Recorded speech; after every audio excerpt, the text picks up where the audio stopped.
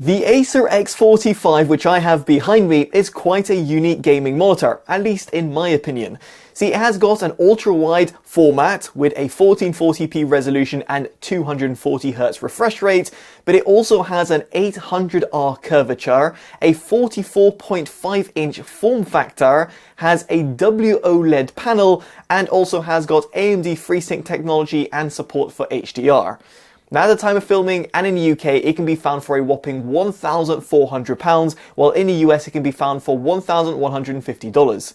So in this review, you can see if it's actually worth its price tag and how it actually competes with some of its competitors. Now, to kick things off, I thought I should talk about connectivity because it's actually very important for you to achieve the maximum refresh rate and resolution. Indeed, if you do want to achieve 3440 x 1440p at 240Hz, you'll have to be connected over DisplayPort or the USB Type-C port. If, however, you choose HDMI, you will actually be disappointed to find that it's limited to 1440p at 100Hz. And this is because Acer have included two HDMI 2.0 ports. It would have been great if HDMI 2.1 was included instead, but alas, that's not the case. Now, with that out of the way and with the monitor connected over DisplayPort to my RTX 3080, I started my tests. Now, first off, let's talk about input lag. And here you'll be able to see that I objectively measured 1.3 milliseconds. And while it might not look good in this table, as it's effectively the highest number that I've recorded in comparison to some of the recent monitors that I've tested, it is still actually a very impressive number. So don't be fooled by this table, but 1.3 millisecond is still actually fantastic. So much so that I'll happily use this monitor for hardcore competitive gaming. Indeed, while playing a game such as Counter-Strike 2, I didn't incur any sort of issues when it came to my latency, in other words, my mouse clicks. Now, it is worth pointing out, however, that this figure was attained with the ultra-low latency mode enabled via the OSD. Indeed, this option is going to be available for you if you do not have VRR technologies, in other words, AMD FreeSync or Nvidia G-Sync technologies. Now, it's worth pointing out over here that I do not have a figure with the VRR technologies and the overall input lag. However, subjectively, I can tell you that the input lag is negatively affected and therefore actually does become a little bit worse.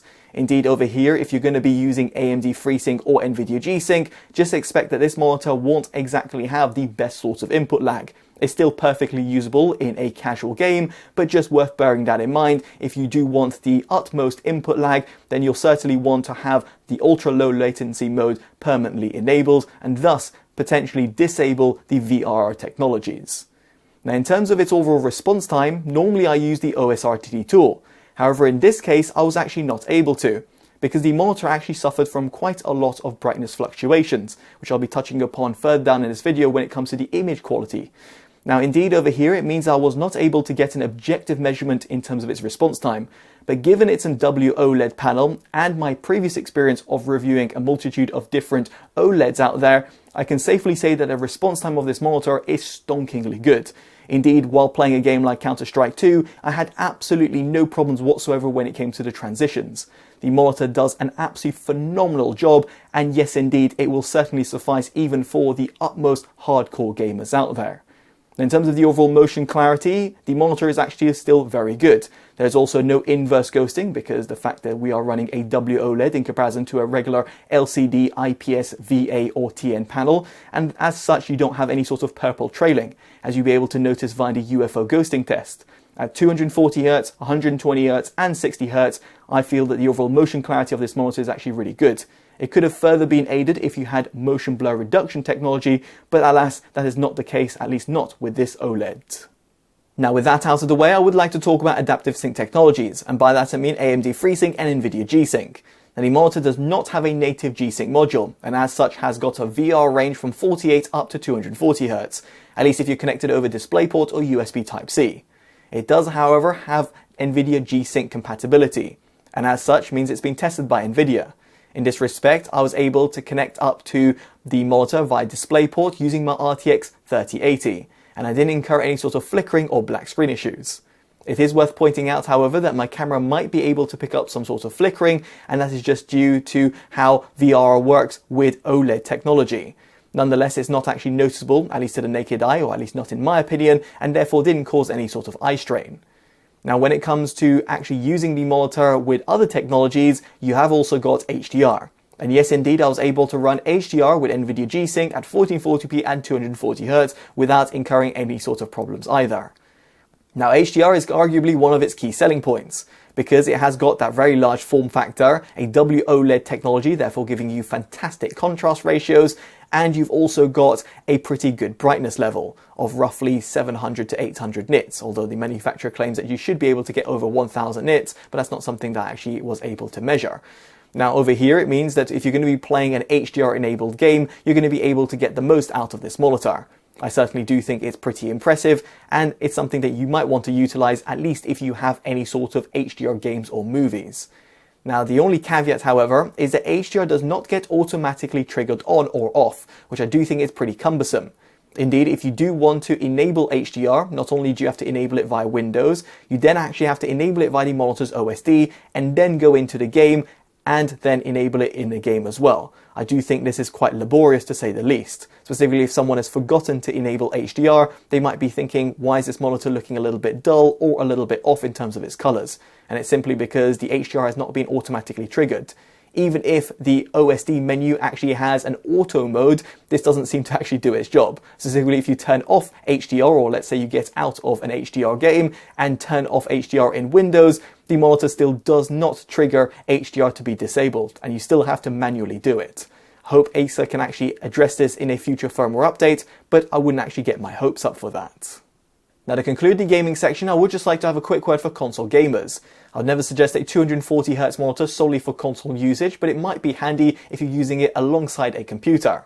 However, here the monitor does not have those HDMI 2.1 ports, which not only means that you're limited to 60Hz over 1440p, at least when connected over to a modern games console, but it also means that you're not going to be able to benefit from VR technologies. In other words, adaptive sync, or of course AMD FreeSync, which is of course much more relevant in consoles. Now elsewhere, the monitor does actually have a 4K signal input. Therefore, it takes a 4K signal and downscales it to 1440p, which can be handy in certain scenarios. For example, using it with a 4K Blu-ray player, or of course a modern games console, because it means that if you're going to be upscaling from 1080p, it will actually look pretty bad, but if it's downscaling it from 4K, it'll actually look a lot sharper, and as you might expect. Moving swiftly on, let's talk about its image quality. And as a reminder, it's got a resolution of 1440p over an ultra-wide format, a 44.5-inch form factor, and also runs up to 240Hz refresh rate. It also has got a matte coating to it with a WOLED panel. If it wasn't obvious already, it also has got a pretty aggressive curvature, which is 800R to be more specific. Now via the monitor's OSD, you've actually got a dedicated sRGB mode. It's also great to see that you have got full brightness controls. Now in said mode, I had its gamut coverage tested at 95.1% and its gamut volume of 98.8%. Below you can see how it compares to the sRGB standard. Its average LTE set at 1.29 and a maximum of 3.36, which effectively means it can be used for serious image editing work or video grading. Its tested contrast ratio was at infinity to 1, as you might expect from OLED panel, and its measured white point was relatively close to the 6504 Kelvin target at 6042 Kelvin at 100%. As for its gamma curve, it is a little bit off in comparison to the 2.2 standard. Now, should you not be editing in the sRGB color space, you might want to unlock the wider color gamut of this monitor, therefore giving you extra little bit of pop in your image. This can be handy, for example, if you're gaming or indeed watching movies. Now in my case, I set the color space to general and also the mode to standard. I also adjusted the gamma to 2.6. And then this is actually purely because the monitor does actually do pretty well in the DCI-P3 color space. And indeed over here, I actually had its gamut coverage tested at 96.6% and its gamut volume at 108%, at least in the DCI-P3 color space. You can see below how it compares to said standard. As for the average LTE, it sits at 1.3 with a maximum of 3.63. Indeed, it's actually pretty impressive and yet again can be used for serious image editing work or indeed video grading. Its tested contrast ratio does not shift, however, its measured white point does slightly move at 5983 Kelvin at 100%. As for its gamma curve, it sits relatively close to the 2.6 standard, which is required for DCI-P3, but you'll be able to see that at one of the lower extremities, it does go absolutely AWOL, which I'm not really sure why, but nonetheless, it's just something I thought I should share. Now for those with a keen eye, you might have noticed the brightness figures, and yes indeed in HDR I clocked in 790 nits, which is actually still very good, although quite a little bit off from the 1000 nits claimed by the manufacturer. Nonetheless, in SDR, it still also gets very bright at 378 nits, therefore meaning it can actually be used in a bright sunlit room. Furthermore, it has got a minimum brightness of 28 nits, showing good sort of range. So if you're going to be using this monitor in a completely pitch black environment, it's still actually going to be very usable.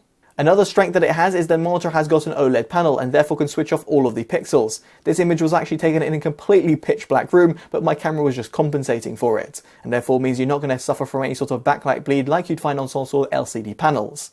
However, what isn't as impressive is the overall backlight uniformity. As you'll be able to see on my test with panel, which I do appreciate is somewhat panel lottery, on the left hand side it actually got quite a few errors, which is actually quite surprising specifically for a monitor of its price point. Why is this of importance? Well, simply because the monitor's brightness is not uniform across the board, and therefore means that if you're going to be using this monitor for some serious image editing work or video grading, you might have some inconsistencies, be it if you're using it on the left, right, or of course the center. On that note, I thought I should talk about the brightness fluctuations which I noted while trying to test this monitor. Sure enough, I couldn't get a response time figure, but it did actually get me thinking for some other issues. In fact, after using the monitor for a prolonged amount of time, I started getting a little bit of eye strain, which isn't quite the same that could be said about the vast majority of other monitors that I've tested, because I'm not overly sensitive to that. This could have of course been placebo or other things that are actually affecting it, but nonetheless I thought I should share it. Furthermore, this might be actually very much important for those people who have got sensitive eyes and therefore just generally have got headaches while using certain monitors, and therefore means that this monitor might actually be something that you might want to avoid, at least if you're someone that generally suffers from sort of eye strain while using monitors. Now, I would just like to mention that this is PWM flicker free because of course it is an OLED panel, but also in my own test while trying to check for any sort of flicker, I couldn't actually find it. So nonetheless, just thought to mention it yet again, that I did notice the brightness fluctuation while using certain tools, but on a day-to-day usage, it is not actually noticeable. So now I think is a good time to talk about the limitations of owning an OLED monitor. This is particularly important specifically if you're coming from an LCD monitor, in other words an IPS VA or TN. Now first off, you've of course got the burn-in effect, which is going to be inherent on any sort of OLED monitor. There's ways of actually mitigating it, and here Acer have provided you an image retention refresh, which will have to be done every so often. You'll get a notification, or of course you can do it manually by going through the OSD. I do think it's a little bit buried in the OSD settings, and it would have been great if it had its dedicated mode, just because it is actually quite important for you to prevent the burn-in effect from actually occurring. Now, aside from that, you have actually not got any sort of other controls via the OSD, which does actually lead me on to my next point, and that is the automatic static brightness limiter, which is actually very aggressive. This effectively means that the OLED is not always running at its peak brightness. Even if you've set it, say for example, to 20% brightness, it's still going to dim the overall brightness of the monitor just to prevent from burn-in from occurring, simply because it realizes that there is a static image, and if it's been left for a little while, it effectively tries to reduce the brightness, therefore trying to mitigate burn-in. Now, this of course has its benefits, but unfortunately it does mean that if you're going to be snapping windows from left or right, or for example minimizing a browser, opening different sorts of things, you're going to be able to quickly notice that the brightness fluctuations on the monitor are actually pretty severe, specifically if you go for a higher brightness level on the monitor. For example, if you're using it in a bright sunlit room. It did actually throw me off quite a bit while using the monitor for productivity's sake. However, it's of course not an issue if you're going to be gaming on the monitor, because this is no longer a static image and therefore it's constantly moving and changing scene. Equally, in this respect, if you're going to be watching movies. But it's just something I thought I should highlight because of course it is a PC monitor after all, and if you're going to be using it for productivity, you might find that brightness limiter actually pretty aggressive. Unfortunately, at the time of filming, there is no sort of means of actually disabling said behavior via the monitor's OSD, which of course is somewhat limiting, and I do think Acer should actually look into it. Now elsewhere, you have also got the fringing effect. This is of course present on any sort of OLED monitor, but I do think it's a little bit more relevant on WOLEDs, which is what is used on the X45. Now, if you're not familiar with fringing, it effectively means you've got a sort of highlight behind the text. This is due to the sub-pixel layout of OLEDs and, of course, how it compares to just regular RGB, which you'll find on LCD panels. Now, in my case, I actually found it to be pretty severe on this monitor. It was very noticeable when I was looking at text, and hopefully the images over here will give you a little showcase of how it compares to some other technologies, be it some other WOLEDs over there, or of course some QD-OLEDs, or let alone just a regular LCD panel. Again, it's just something that you should be mindful about, specifically if you're using this monitor for productivity. It's not going to be an issue whatsoever if you're going to be gaming, unless you're looking at text within a game. But again, it's just worth considering if you're going to be looking at this monitor in the first place, or of course, if you're comparing and contrasting with some alternatives out there on the market. So moving on from all of this, let's talk about its build quality. And here it's got a four-side borderless design. Just as a reminder, it's got a 44.5-inch form factor, an ultra-wide format, and has got an aggressive 800R curvature. Now, this monitor does actually take quite a lot of space on your desk. You also want to make sure that the actual stand fits on it as well. In my case, it actually does not quite fit, and for those people who had a keen eye, you might have noticed that via my backlight bleed test, I actually placed some tissues underneath it in order not to damage the wood underneath, because the monitor is actually pretty chunky. Now, the monitor stand has got height, tilt, and also swivel adjustments, although given its size, it's no surprise that it cannot be pivoted. You can, of course, replace the stand with a VESA-compatible stand, allowing you to place it on a monitor arm, or if you have the luxury, on a multi-monitor setup. Now, moving on, the monitor has not got any of those nonsensical RGB lights, which I'm all for. However, it's a shame that the power LED is permanently on. It's a small little blue light that's found towards the bottom of the monitor. Speaking of which, over here, you'll also find a small little joystick, which allows you to access the monitor's OSD, which is comprehensively laid out and very intuitive to use. Although do bear in mind what I did mention before, that I would have preferred the OLED panel care to be in its separate menu. But nonetheless, that's a very small complaint to have, and other than that, it gives you all the right options that you'll require. Now, via the monitor's OSD, you might have noticed a volume setting. And yes, indeed, the monitor does actually have built-in speakers, 5 watts to be more specific. It'll suffice for basic music listening or gaming, but I would always suggest a set of bookshelf speakers, headphone, DAC, or of course a headset for superior audio fidelity. Now, in terms of connectivity, you have got those two HDMI 2.0 ports, a singular DisplayPort 1.4 input, and USB Type-C. You've also got a 3.5mm headphone jack output, and also two USB Type-A ports. Now, the Type-A ports can be handy because the monitor has also got a built-in KVM switch. Effectively allows you to use two different sources, for example, a laptop via USB Type-C and also a computer, while also connected over the USB Type-B to Type-A cable, and while using the same sort of peripherals which are connected directly onto the monitor. If you want some more information of what a KVM switch actually is, make sure you check the video up on your pop-up banner or by following the links down in the description below. So with all that in mind, it brings me on to my verdict, and truthfully the Acer X45 does actually tick quite a few boxes when it comes to a gaming monitor. See, it's actually very responsive, has got a pretty low input lag, with all things considered. It's got a 240Hz refresh rate, giving you good fluidity and motion clarity at 1440p. You've also got that ultra-wide format and the 800R curvature, giving you extra bit of immersion. And then you've also got a pretty color accurate panel, which is not only working in the sRGB color space, but also the DCI-P3 color space, which is actually quite a rarity. And you've also got a nice build quality and also a comprehensively laid out OSD. However, would I recommend this monitor? Well, not really. At least if you're going to be using this outside of gaming usage only. Because here, when it comes to productivity, the overall text clarity is actually pretty poor due to that WOLED implementation and the sub-pixel layout. And also the fact that you have got a pretty aggressive brightness limiter, it means that it really did throw me off while using this monitor, let alone the brightness fluctuations which lead to me having a bit of eye strain. Combining that also with the fact that you're looking at a pretty expensive monitor, at least in the UK, it means it's quite hard to outright recommend over some alternatives out there on the market.